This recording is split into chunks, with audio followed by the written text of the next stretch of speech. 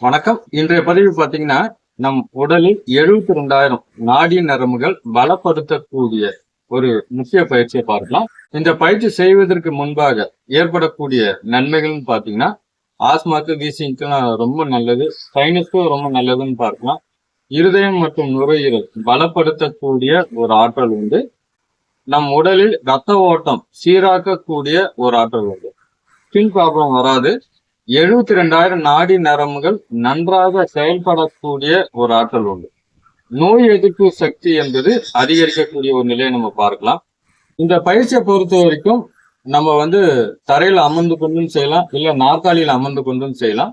தரையில அமர்ந்து கொண்டு செய்யும் பொழுது வெறும் தரையில செய்ய வேண்டாம். பெட்ஷீட்டோ பாயோ மேட்டோ பயன்படுத்துவது என்பது நல்லது. அமரும் பொழுது நிமிர்ந்த நிலையில் இருப்பது ரொம்ப நல்லது. அதாவது கூன் போட்டு அமருகின்ற ஒரு நிலை இருக்க வேண்டாம். ஸ்பைனல் கார்டு ஸ்ட்ரெயிட்டா இருக்கணும். கழுத்து பகுதியும் நேராக இருக்கக்கூடிய ஒரு நிலையை நம்ம பார்க்கணும். இதுல உணவு எடுத்த பிறகு செய்யறதா இருந்தா ஒரு 2.5 மணி நேரம் சென்ற பிறகு செய்யலாம். பெண்களை பொறுத்த வரைக்கும் மாதவிடாய் காலங்கள்ல இந்த பயிற்சிகள் என்பது செய்ய வேண்டாம். இப்போ அதற்குண்டான பதிவை பார்க்கலாம்.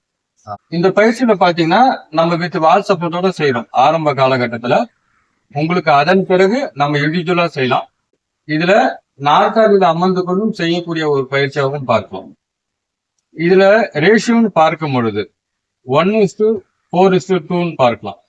இதுல ஆரம்ப கால ஒரு மூச்சு பயிற்சி இது செய்வதனால உங்களுடைய நுரையீரல் அந்த அளவுக்கு நன்றாக செயல்படக்கூடிய ஒரு திறனை நம்ம பார்க்கலாம். இப்போ நம்ம இது போல ஒரு நிமிர்ந்த நிலையில இருக்கிறோம். ஸ்பைனல் கார்டு ஸ்ட்ரெயிட்டா இருக்கணும். கழுத்து பகுதியும் நேராக இருக்க வேண்டும். இப்படி டேர்ன் பண்றதோ இல்ல கழுத்து இப்படி திருப்புறதோ வேண்டாம்.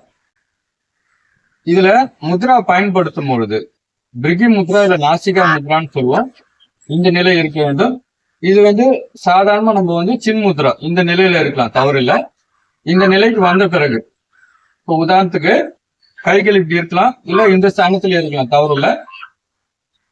இந்த பக்கம் நாசி என்பது பாத்தீங்கன்னா இது சூரியக்கலை, இது சந்திரக்கலை. இது சூடு தரக்கூடிய ஒரு விஷயமாக பார்க்கலாம். இது குளிர்ச்சி தரக்கூடிய ஒரு விஷயம். இது ஆண் தத்துவம், இது பெண் தத்துவம்.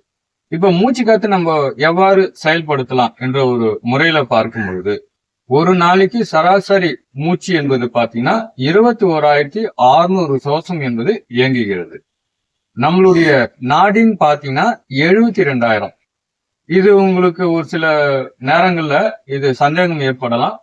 இந்த சந்தேகத்தை நிவர்த்தி செய்வதற்கு உதாரணத்துக்கு சிதம்பரம் நடராஜர் ஆலயத்தை நம்ம கம்பேர் பண்ணும் பொழுது மேல இருக்கிற ஸ்தானம் பாத்தீங்கன்னா நடராஜர் ஆலயத்துல அந்த மேல் ஸ்தானத்துல இருக்கக்கூடிய நிலை என்பது பாத்தீங்கன்னா கலசங்கள் பாத்தீங்கன்னா ஒரு 9 கலசங்கள் இருக்கும்.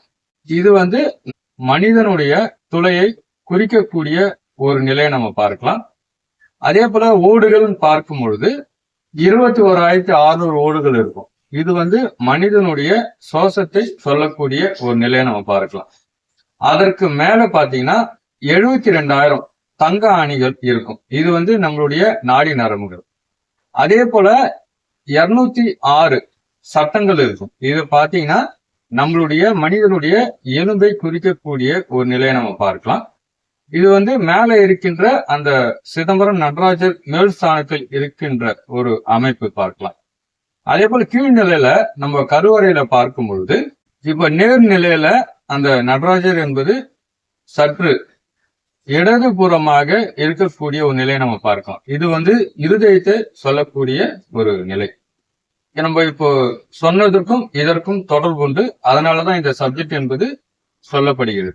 ஆரம்ப காலகட்டத்துல நம்ம மூச்சு பயிற்சி செய்யறோம்னா இந்த நிலையில இருக்கலாம். இப்போ இந்த பக்கம் மூச்சு காத்து மெதுவா இழுக்கிறோம். மெதுவா எந்த பக்கம் இழுக்கிறோமோ அதே பக்கம் மூச்சு காத்து வெளியில அனுப்புறோம். மூச்சு காத்து நிறுத்த வேண்டாம்.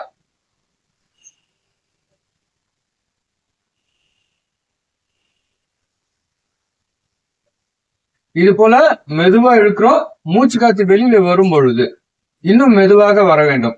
உதாரணத்துக்கு நம்ம ஒரு 2 எண்ணிக்கை மூச்சு காத்து உள்ள இழுக்கிறோம் அப்படின்னும் பொழுது வெளியில வரும் பொழுது 4 எண்ணிக்கைகளாக மெதுவாக வெளியில வர வேண்டும். உதாரணத்துக்கு இப்படிலாம் மூச்சு காத்து வெளியில வரக்கூடாது. ஸ்லோவா மூச்சு காத்து விடுங்க. வெளியில மூச்சு காத்து வெளியில விடும் பொழுது இன்னும் மெதுவாக வெளியில வர வேண்டும். மூச்சு காத்தை பொறுத்த வரைக்கும் பூரகம், கும்பகம், ரோஷகம் சொல்லுவோம். மூச்சு காத்து இழுக்கக்கூடிய ஒரு நிலை, மூச்சு காத்து நிறுத்தக்கூடிய ஒரு நிலை, மூச்சு காத்து வெளியே அனுப்பக்கூடிய ஒரு நிலை நம்ம பார்க்கலாம். இது போல ஆரம்ப காலகட்டத்துல இந்த பக்கம் ஒரு 5 சுவாசம் செய்யலாம். இப்போ இந்த பக்கம் ஒரு 5 சுவாசம் செய்யும். நிறுத்த வேண்டாம்.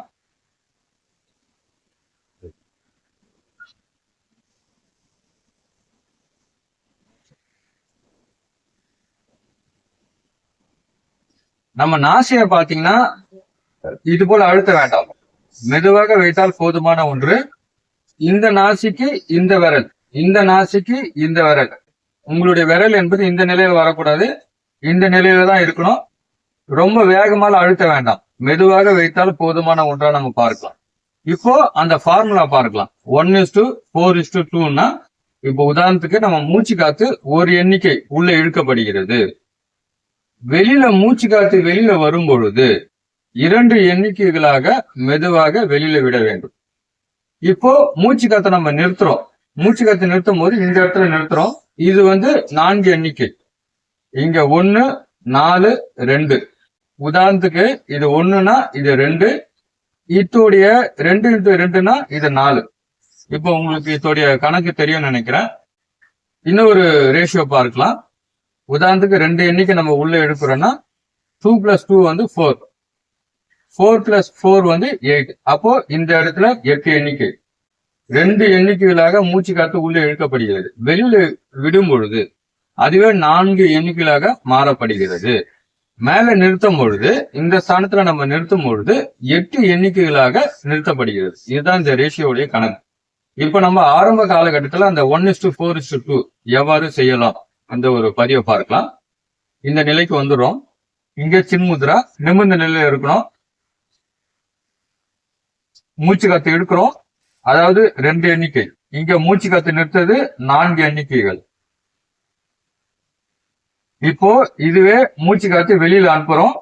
இது 2 எண்ணிக்கை. இப்ப பாத்தீங்கன்னா இது 1, 4, 2. இப்போ இந்த பக்கம் முடிச்சிட்டோம். இப்போ இந்த பக்கம் செய்யறோம். இப்போ உதாரணத்துக்கு இந்த பக்கம் செஞ்சோம். இந்த பக்கம் முடிச்சுட்டு எந்த பக்கம் முடிச்சோமோ அந்த பக்கம் மூச்சு காத்து உள்ள எடுக்கிறோம். ஒரு எண்ணிக்கை. இங்க 4 எண்ணிக்கைகள். அதாவது இங்க ஒரு எண்ணிக்கை மூச்சு இழுக்கிறோம். இங்க 4 எண்ணிக்கைகள் மூச்சு நிறுத்தப்பட வேண்டும். இங்க 2 எண்ணிக்கையா மூச்சு காத்து வெளியில வரணும்.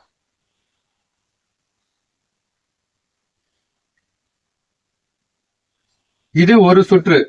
வலது இடது என்பது ஒரு சுற்று. இது போல ஆரம்ப காலகட்டத்துல ஒரு 10 சுற்றுகள் செய்து கொண்டு வரும் பொழுது நம்மளுடைய நோய் எதிர்ப்பு சக்தி என்பது அதிகரிக்கப்படுகிறது. அதே போல நம்மளுடைய சுவாசத்தோடைய எண்ணிக்கை என்பது குறைகிறது. அதாவது சுவாசத்தோட எண்ணிக்கை அதிகப்படுத்தும் பொழுது ஆயுள் காலம் என்பது குறைகிறது. சுவாசத்தோட எண்ணிக்கை குறைக்கும் பொழுது ஆயுள் காலம் என்பது நீட்டிக்கப்படுகிறது. இதுதான் ஒரு சின்ன ஒரு ஃபார்முலா பார்க்கலாம். உதாரணத்துக்கு ஒரு சில பிராணிகளை நம்ம பார்க்கலாம். வாயிலா ஜீவராசிகள் பார்க்கும் பொழுது கிட்டத்தட்ட ஒரு 12 இல்ல 14 வருடங்கள் உயிருடன் இருக்கக்கூடிய ஒரு நிலைகளை பார்க்கலாம். பூனை இதெல்லாம் ஒரு 7-8 வருடங்கள் இருக்கலாம். அதே போல யானைலாம் எடுத்தீங்கன்னா ஒரு 60-70 வருடங்கள் என்பது இருக்கலாம். ஆமைன்னு பாத்தீங்கன்னா அதிக வருடங்கள் உயிருடன் இருக்கக்கூடிய ஒரு நிலையை நம்ம பார்க்கலாம்.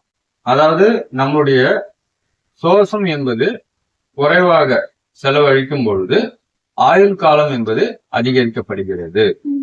சுவாச எண்ணிக்கை அதிகமாக செலவு செய்யும் பொழுது ஆயுள் காலம் என்பது குறைகிறது. அதாவது அந்த 21,600 சுவாசம் நம்ம குறைக்கும் பொழுது அதோட எண்ணிக்கையை நம்ம குறைக்கிறோம். இப்ப நம்ம இந்த மூச்சு பயிற்சி செய்யறோம். மூச்சு பயிற்சி செய்யும் பொழுது ஆட்டோமேட்டிக்கா உங்களுடைய சுவாசத்தோட எண்ணிக்கை என்பது அந்த இடத்தில் குறைகிறது. அப்போ ஆயுள் காலம் என்பது அதிகரிக்கிறது. இதுதான் இதோடைய கணக்கா நம்ம பார்க்கணும். இது ஆரம்ப காலகட்டத்தில் இந்த சுவாச பயிற்சி என்பது செய்து கொண்டு வாருங்கள். அதாவது ஆரம்ப காலகட்டத்துல இந்த பக்கம் மூச்சு காத்தி இழுக்கிறோம், இதே பக்கம் மூச்சு காத்தி வெளியில அனுப்புறோம். திருப்பி இந்த பக்கம் மூச்சு காத்தி இழுக்கிறோம், இந்த பக்கம் மூச்சு காத்தி வெளியில அனுப்புறோம். இது ரெகுலரா நீங்க செய்து முடித்த பிறகு, உங்களுக்கு எக்ஸ்பீரியன்ஸ் ஆன பிறகு, இந்த பக்கம் மூச்சு காத்தி இழுக்கிறோம், இங்க மூச்சு காத்தி நிறுத்துறோம், இங்க மூச்சு காத்தி வெளியில அனுப்புறோம். திருப்பி எந்த பக்கம் மூச்சு காத்து வெளியில அனுப்பணுமோ அதே பக்கம் மூச்சு காத்து இழுக்கிறோம், இங்க மூச்சு காத்து நிறுத்துறோம், இங்க மூச்சு காத்து வெளியில வரும். இது போல எண்ணிக்கையில நம்ம செய்து கொண்டு வரும் பொழுது உடல் ரீதியாக பல மாறுதல்களை நம்ம எதிர்பார்க்கலாம். நம்ம போடக்கூடிய பதிவு உங்களுக்கு பிடிச்சிருந்ததுன்னா நம்மளுடைய சேனலை சப்ஸ்கிரைப் செய்யுங்க, ஷேர் செய்யுங்க. நன்றி, வணக்கம்.